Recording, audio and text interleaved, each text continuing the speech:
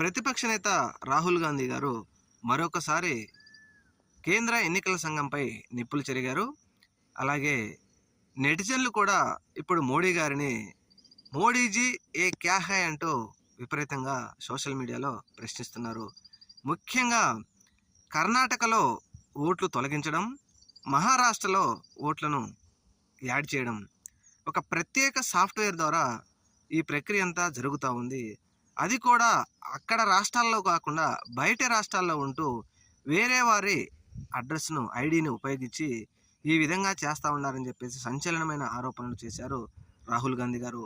కర్ణాటకలో ఉన్నటువంటి కాంగ్రెస్ పార్టీ బలమైన ఒక శాసనసభ నియోజకవర్గంలో 6,000కు పైగా ఓట్లు డిలీట్ చేశారని, మహారాష్ట్రలో కూడా ఒక ప్రత్యేక సాఫ్ట్వేర్ ఉపయోగించి కొన్ని వేల ఓట్లను యాడ్ చేశారని సంచలనమైన ఆరోపణలు చేశారు రాహుల్ గాంధీ గారు.